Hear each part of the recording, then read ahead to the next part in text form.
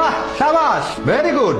এই শালিকা, এই তোমাদের দুজনের জন্য আমার একটা প্রশ্ন আছে। কিসের প্রশ্ন? প্রশ্নটা হচ্ছে, আচ্ছা শালিকা বল, তোর কাছে এখন বাবার আদেশ বড় নাকি ভবিষ্যৎ যে স্বামী হবে তার আদেশটা বেশি বড় হবে? তোমার জন্য সেম প্রশ্ন, ঠিক আছে? এক একটা কোশ্চেনের উত্তর নেব।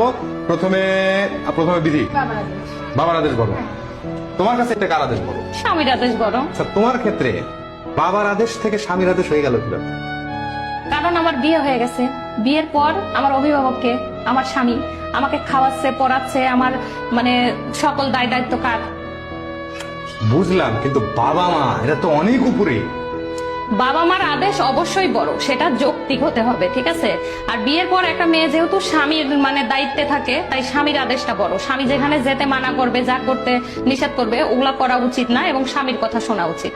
এখন মনে করো তোমারও তো মেয়ে আছে, সে যদি 2 দিন পরে বলে যে না বাবা মার কথা শুনবো না, স্বামীর আদেশ মানবো, তখন তোমার ভালো লাগবে? হ্যাঁ, অবশ্যই স্বামীর আদেশ শোনা উচিত। কারণ আমার মেয়ে যদি স্বামীর কথা না শুনে বাপ মায়ের কথা শুনতে যায়, তাহলে তো আমার মেয়ের সংসার টিকবে না।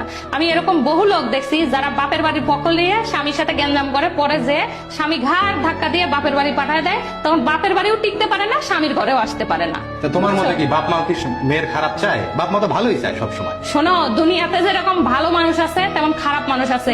হাতের 5টা আঙ্গুল যেরকম সমান না, ঠিক তেমনি অনেক বাবা মা আছে, অনেক মায়েরা আছে, মেয়ের সংসারে খালি আগুন কিভাবে জ্বালাবে ওই চেষ্টা করে, বুঝছো?